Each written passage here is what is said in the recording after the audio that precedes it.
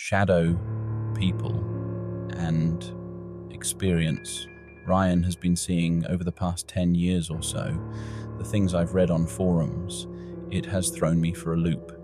10 years I've been looking for other people that have seen these shadows, and all of a sudden, in the space of the past 2 weeks, I find dozens of similar stories on the internet. Once, when I was a kid, I started seeing something odd. My bedroom was the connecting juncture of our house, with 3 doors leading out of it. 2 sliding doors, one directly in front of my bed, lead to the kitchen, and the other, off to the left, leading to a hallway that passed a bathroom and ended at my sister's bedroom at the front of the house. There was another door to the right of my bed. That was a normal hinged door leading to my parents' bedroom. It was an addition they'd made to the house a couple of years after we'd moved there in the sticks, apart from the town I was born in. One night, I think I was about 9 or 10 years old, I was laying in my bed trying to get to sleep. I was watching this crack of light on the edge of the sliding door in front of my bed, created by the kitchen's light fixture on the other side of the door. It was a badly designed sliding door that wouldn't completely shut to block out the light. I could hear my mother cleaning the dishes in the kitchen on the other side. I was bored and noticed that if I inclined my head from side to side, that there was something blocking the light, making that crack of light grow shorter and longer as I moved my head. As bored as I was, not being able to sleep, I entertained myself with this for a while, until something in the back of my mind set me on alert. Something seemed odd about this crack of light, or more accurately, what was blocking it. I kept moving my head back and forth, following the movement of the light to get the outline of whatever this obstruction was. After a few minutes, I realized that it was the outline of a human head and shoulders, seemingly male, about 5 feet tall. Needless to say, this freaked me out to no end. I was paralyzed with fear for a few minutes. I finally summoned the courage to frantically yell for my mother to open the door. When she did, there was, of course, absolutely nothing there on either side to have blocked the light to the door. When I told her what I'd seen, she said I'd been asleep and dreamt it. Though I knew that wasn't true because there was no waking up, no interruption between seeing it and calling for her.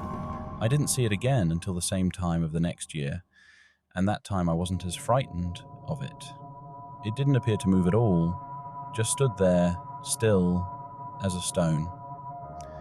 Over the next 4 years or so, I saw it every year. At about the same time, I believe it was always sometime in the fall, until all of a sudden it stopped appearing. This next began when I was around 13 or 14.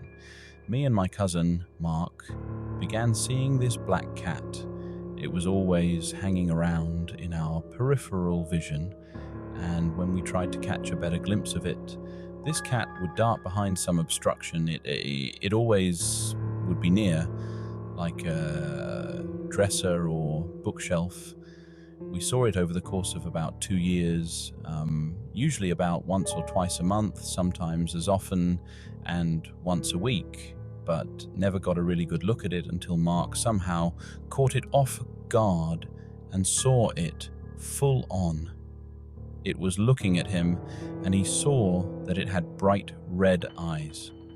When it suddenly realized that it had locked vision with him, it ran off. After this, we didn't see it as often, and while later, we stopped seeing it at all. For years, I didn't see that cat, and had all but forgotten it.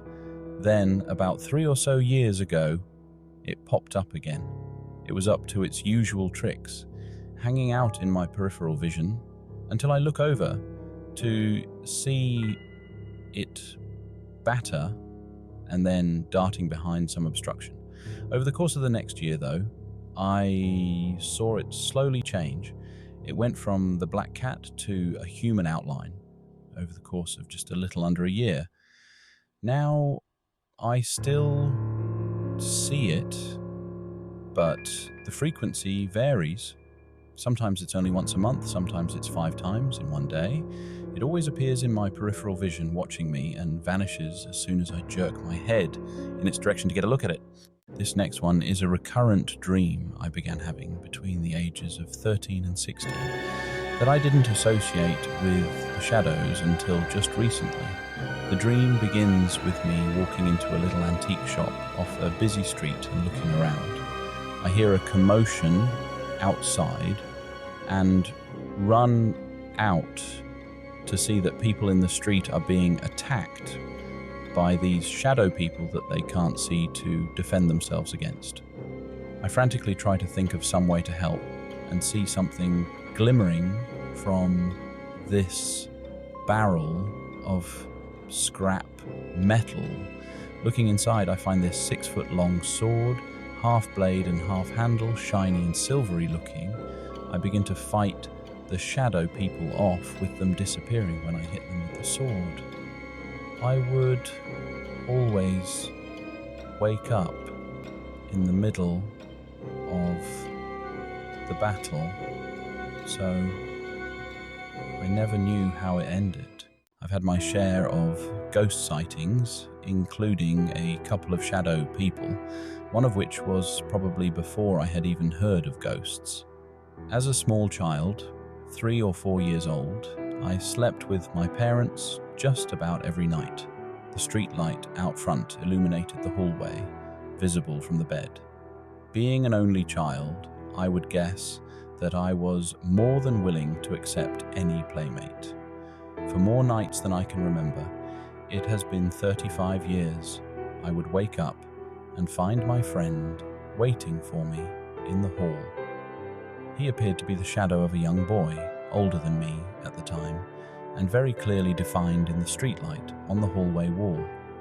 I would wave to him, and he would wave back. Sometimes he would play with an unseen ball, and on some occasions he would be accompanied by a shadow dog like himself. On the few times I woke my parents to see him, he would slide into the shadows in the corner.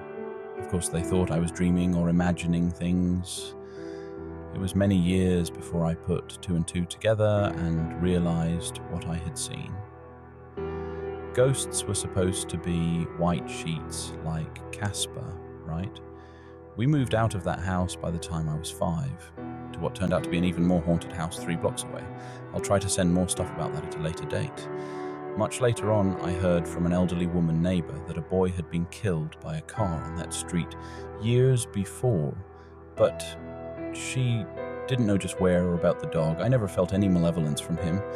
He just seemed to be a lonely little boy. Aside from the way he would hide or disappear into the shadows, I'm not even sure he was aware of his condition. I mentioned earlier that we moved to another haunted house. You do get used to it, I swear. I lived there over 20 years and saw a lot of weird stuff and a lot of different ghosts, mostly benign and some almost family in a strange way. These guys, there were always 3, never caused any problems, but you could just tell they were bad news. It was a 2-story house, and they would start at the top and walk the stairs to the basement and disappear.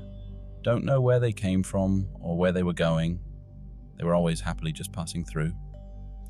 The few times I saw them, they were like 3 black translucent sheets, almost like smoke, but more defined, not touching the floor. Sometimes you could see and hear them walking, sometimes not. More often, you could just hear them. It was actually worse when they appeared silently, because they startled you more. I don't know if they were so much evil, but they had sinister downgood. The 3 on the stairs would make the stairs and the floors creak as they passed over, almost like footsteps, but sometimes you would see them but no sound at all, or you would hear and feel them but not see them. The house was sort of like a corkscrew. Starting at the top, you had 6 stairs, then a landing, then turn right down a longer flight to the living room, make another right, across the room make another right through an arched door into the dining room, another right through the kitchen to the basement stairs, 5 steps down to a landing directly under the one upstairs, right turn on down to the basement. It took a couple of minutes and you could hear them all the way down from the basement. You can imagine what it was like being at the bottom of those stairs, knowing there was nobody home but would have to pass them on the stairs to get to the back door at the landing. Happily, they always disappeared at the bottom of the stairs. I never figured out who they were. I wasn't about to stop them and ask, but I was told once that the house was possibly some sort of gathering place or way station because of the way it was built. All I know is that there were a lot of spirits there.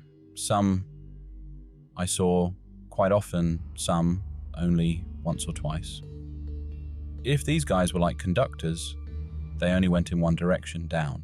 Anne's first shadow experience was in Annapolis, MD in November 2003. My husband surprised me for our anniversary by making reservations at this quaint, historic hotel. Nothing seemed amiss all evening. Later that early morning, between 2:30 and 3:30 a.m., I opened my eyes because I distinctly remember feeling a presence hovering over me. And when I opened my eyes, I saw a solid black human form leaning over me, and my first instinct was to scream and scream hard.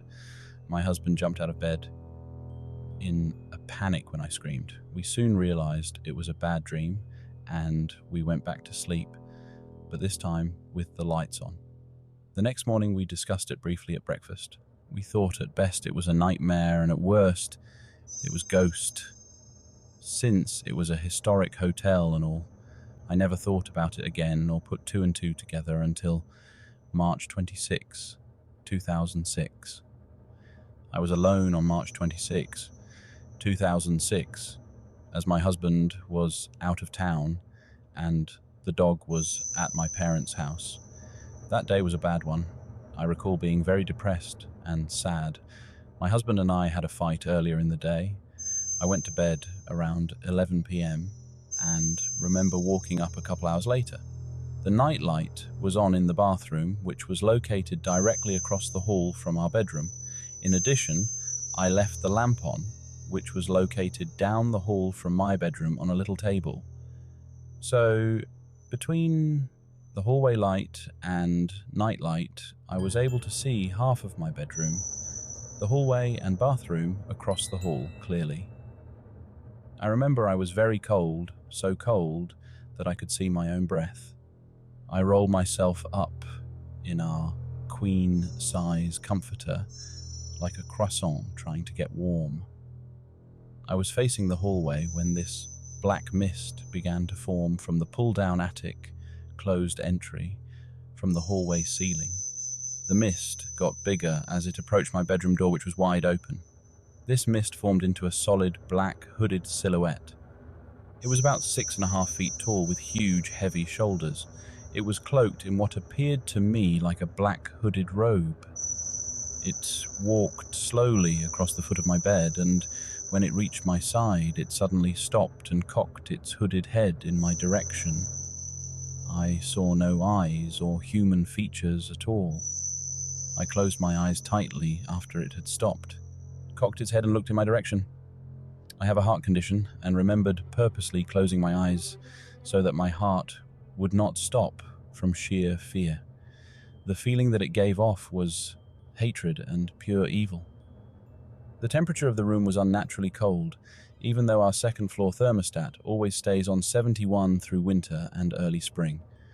I thought it went away, and a few moments later, eyes still tightly closed, I felt this pressure right in the center of my upper stomach.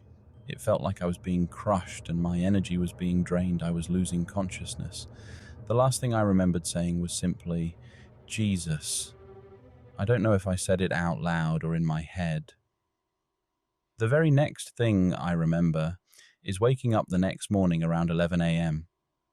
On the late afternoon of April 7, 2006, I left work early due to a high fever and a persistent pain in the upper center of my stomach. It was in the exact location where I felt that crushing sensation some 13 days before. By Saturday, I couldn't stand up straight. My husband and mother took me to an outpatient hospital and they did some preliminary blood tests, which all came out normal.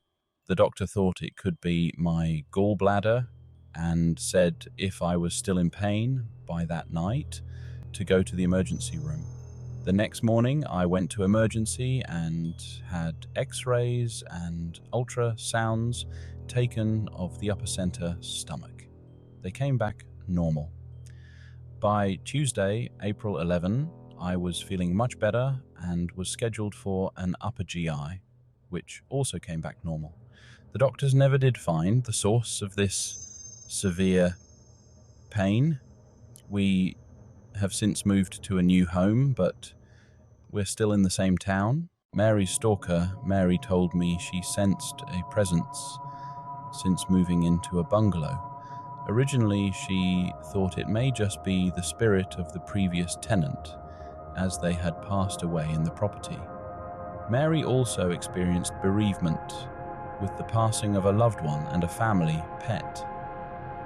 The lights would flicker in the property when in the kitchen. There was a shadowy presence in the garden. The dog would react to something on the hedge line.